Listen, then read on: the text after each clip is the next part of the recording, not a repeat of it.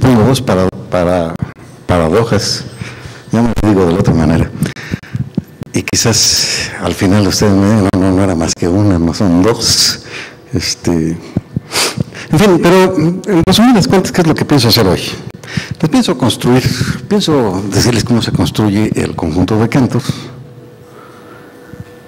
Y por un lado vamos a demostrar, y tenganlo presente, vamos a demostrar que el conjunto de Cantor no tiene ningún intervalo. Vamos a decir que es un intervalo ahorita mismo, ¿no? Vamos a demostrar que el conjunto de Cantor no tiene ningún intervalo, por un lado. Y en la segunda parte, vamos a demostrar que es un conjunto tan grande, pero tan grande, que se puede poner en correspondencia biunívoca con los números reales. Es decir, que está formado un infinito de los que llamamos grandes, ¿no? Eso es lo que vamos a hacer hoy, ¿no? Pero desde luego estas estructuras, y yo les quiero recalcar esto, estas estructuras nada más existen en nuestra cabeza. Los números no están en la naturaleza, son invento nuestro. Kronecker establecía en uno de sus libros, decía, Dios hizo los números enteros y nosotros hemos hecho todo el resto. Bueno, yo personalmente pienso que también hicimos los números enteros. Y que la teoría de los números, cómo contar, cómo utilizarlos para sumar, para multiplicar, en fin, y todas sus generalizaciones, todas corren a cargo de nosotros. Estos desarrollos nos han permitido acercarnos a la naturaleza y comprenderla mejor. Pero esto de comprenderla significa, en última instancia, hacernos un modelo en la cabeza, que más o menos corresponde con las cosas que suceden por fuera. En fin, lo que hoy vamos a hacer, pues son afirmaciones matemáticas, y estas afirmaciones no tienen nada que ver con la naturaleza. Si no fuera por nuestra mente, estas afirmaciones no tendrían ningún sentido. Solamente tienen sentido en nuestra cabeza. Vamos a pasar a la primera. Este señor que está aquí es Cantor. En fin, Cantor es particularmente famoso por su teoría de los transfinitos. Y hoy vamos a estar metidos en ese problema. Desde luego, esto no es más que una acuarela que representa un poquito el trabajo de Cantor. El problema que yo les pienso presentar a ustedes es uno de los más selectos, y le he quitado todas las partes rasposas, ¿verdad? De tal manera que pues más o menos se puede presentar con seriedad y con la esperanza de no dejar ninguna duda en una hora de exposición. Vamos a pasar a la siguiente. Pues como ustedes pueden ver, es otra vez Cantor. Quizás pueden ustedes ver a la izquierda de su oreja un simbolito. Ese simbolito es una Aleph. Es una letra hebrea, es la primera letra hebrea. Y esa letra la utilizaba normalmente Cantor para referirse al número de los elementos que tenían los números naturales. Es decir, es infinito, pero es el infinito que representa al conjunto de los números naturales. Y ahora déjenme decirles, junto a esa Aleph que parece una X, de hecho le ponemos subíndice, un 0. Y entonces leíamos Aleph 0. Aleph 0 es entonces el número que representa el número de los números enteros. Es un infinito, pero es de los infinitos el más chiquito. El que sigue, pues lleva el número 1, Aleph 1, es el segundo número infinito. Es infinitamente veces más grande que el infinito chiquito. Hay un problema que Cantor nunca pudo resolver en toda su vida. Y vaya que lo intentó. Él trató de construir un ejemplo de un conjunto cuyo número se encontrara entre Aleph 0 y Aleph 1, y nunca lo encontró. Aleph 0 es la cardinalidad de los números naturales, de los números enteros, de los números racionales. Y Aleph 1 es la cardinalidad de una recta, de un segmento ya pequeñito o grande, no importa, pero un segmento que tenga principio y fin. Todos sus puntos tienen el conjunto de tales puntos, pues corresponde a un infinito que hoy día llamamos Aleph 1. Yo no creo que hoy les pueda demostrar que tiene muchísimos más puntos, pero muchísimo más que una infinidad de veces más puntos una recta que el conjunto de los números enteros. En fin, vamos a pasar a la siguiente. Va de nuevo con Cantor, otra más Cantor, más jovencito, Cantor otra vez. Esta no tiene nada que ver, pero no me puedo aguantar traérselas, ¿no? Pueden ustedes notar a la izquierda a don Alberto Einstein, ya medio viejito, y a la derecha está un matemático insoportable, ¿no? Es un matemático que echó abajo el trabajo axiomático de muchísimos matemáticos. En particular destrozó el trabajo de Bertrand Russell. El trabajo de Bertrand Russell salió publicado en un libro que se llama Principia Matemática. Y aquí está más o menos imitando a Newton, que en la misma universidad había publicado hacia 1770 los Principios Matemática. No más que aquí usan el Principio Matemática, filosofía naturales, es decir, principios matemáticos de filosofía natural, que es lo que hoy día conocemos como física, ¿no? Sin embargo, el trabajo de Bertrand Russell, ninguno de esos es Russell. El trabajo de Russell apareció publicado en los Principios Matemática y tuvo a los matemáticos preocupadísimos con esos principios que él había establecido durante muchos años, hasta que se llegó el señor ese de la derecha. Ese señor es Gödel. Bueno, vamos a pasar a la siguiente. Este sí es Bertrand Russell. Este sí tiene que ver entonces por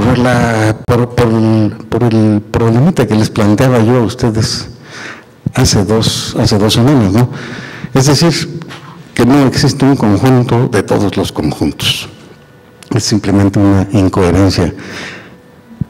Si uno va a ponerse a imaginar cosas, entonces vamos a imaginarlas bien y que sean coherentes, porque si no son coherentes, entonces no tienen sentido. Es básicamente la contención de Bertrand Russell. La siguiente, bueno, esta es la última imagen de la conferencia de hoy.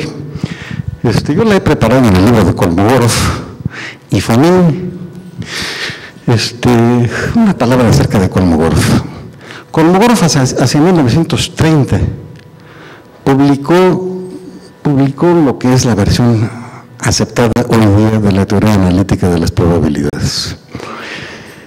Él quizás sea el estadístico, probabilístico, en fin, matemático más importante entre los rusos, y en probabilidades es el más famoso de todos, ¿no?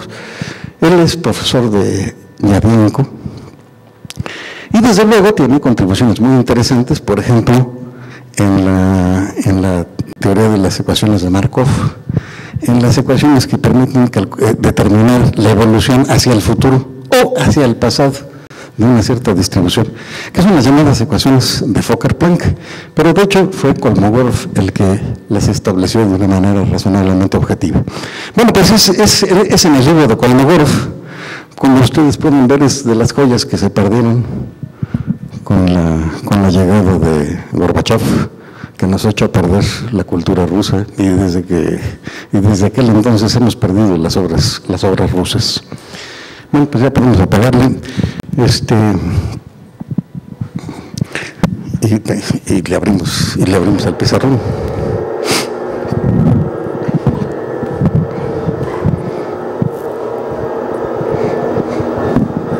No, ya. Ya con eso.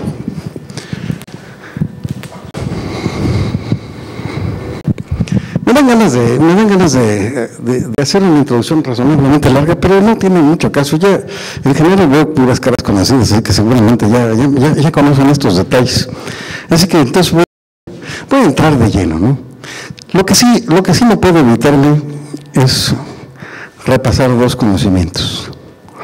Cuando nosotros decimos que dos conjuntos de elementos tienen el mismo número de elementos, déjenme poner un ejemplo sencillo.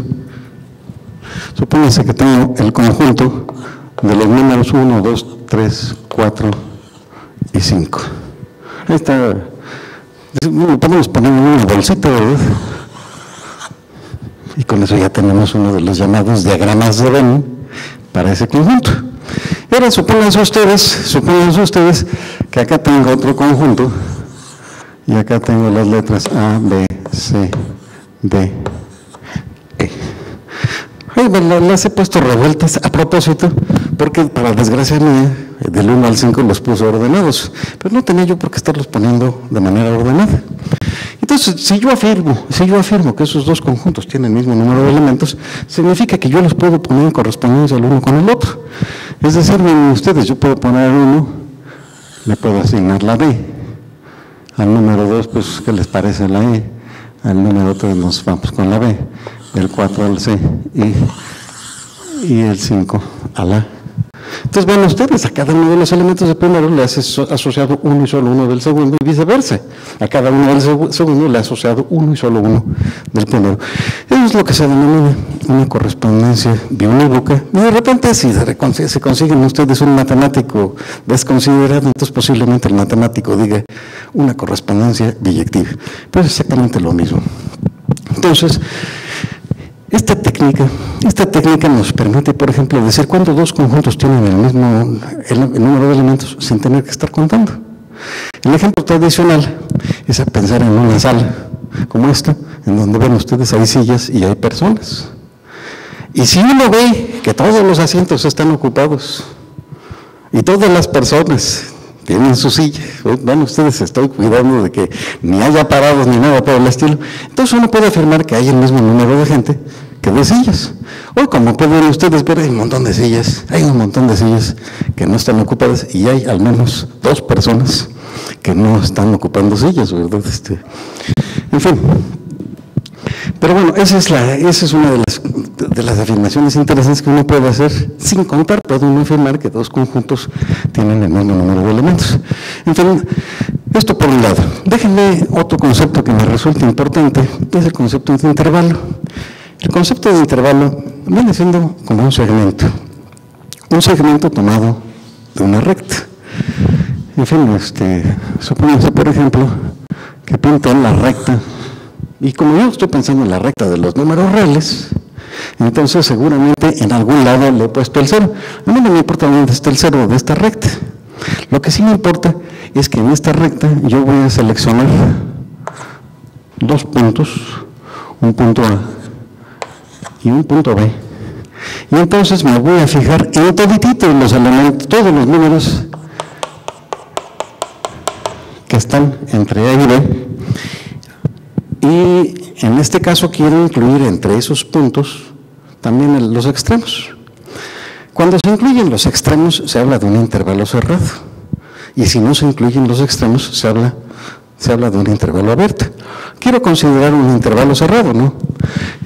Este conjunto de puntos que está aquí realmente es bastante objetivo, pero a veces hace falta representarlo no con un dibujito, sino más bien con una ecuación. Y de hecho, lo que uno utiliza es una inecuación. Este conjunto de puntos se representa de esta manera: A, B, y entonces lo pongo aquí, menor o igual que X, menor o igual que B. Y con eso estoy representando el conjunto de puntos. De repente, posiblemente me ponga bien riguroso y diga yo, el conjunto de todos los números reales tales que sucede esta propiedad. Y entonces, ya con toda formalidad, encierro ese conjunto entre llaves, y eso es entonces un intervalo cerrado. Es intervalo cerrado porque incluye los extremos.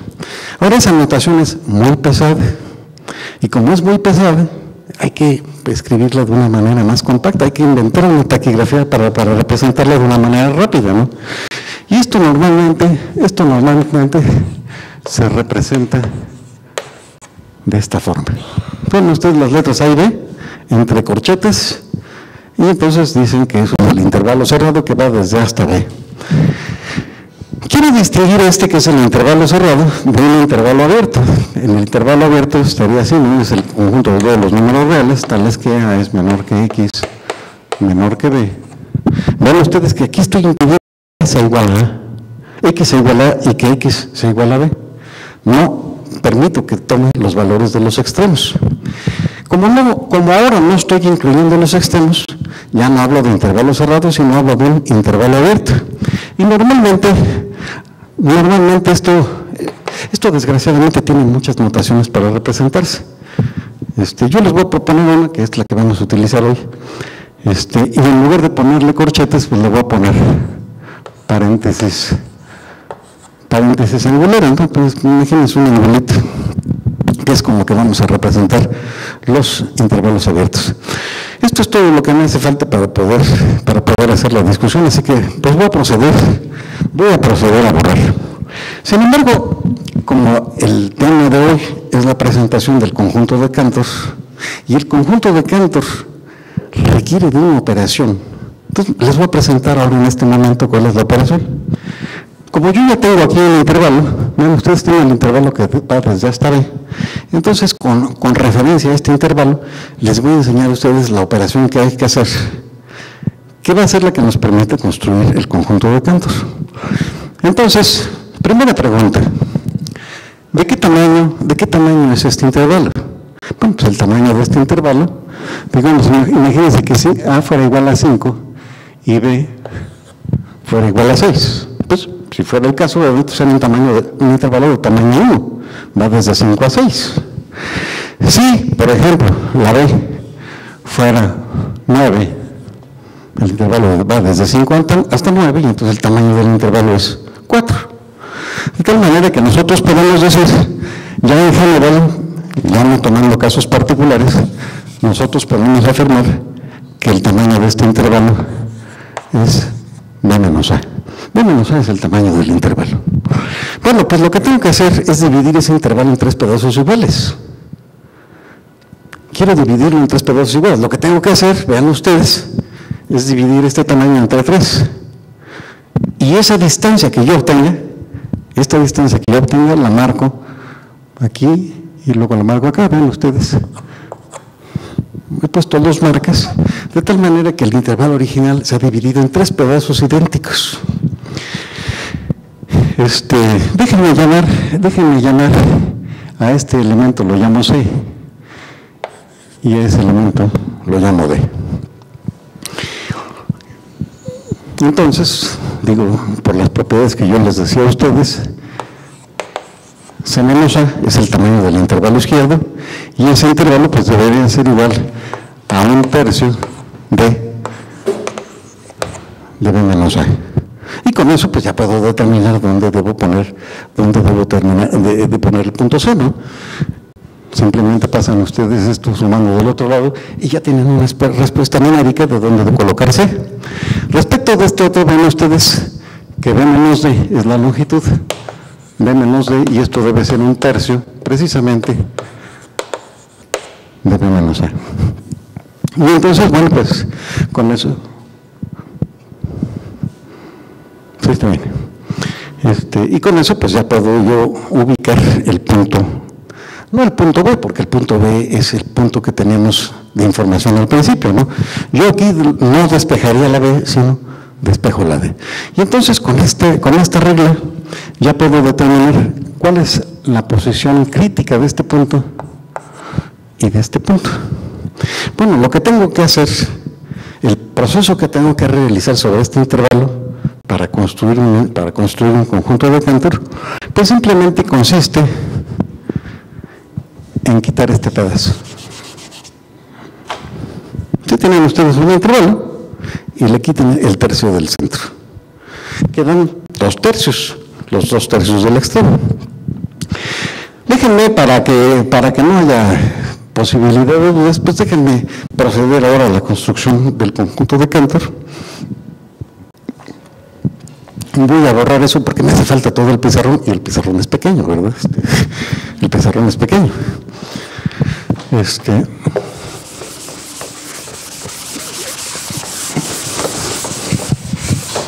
Entonces, vamos a repetir la operación que habíamos dicho y vamos a empezar con un intervalo de tamaño 1. Este intervalo de tamaño 1, vean ustedes, va desde el 0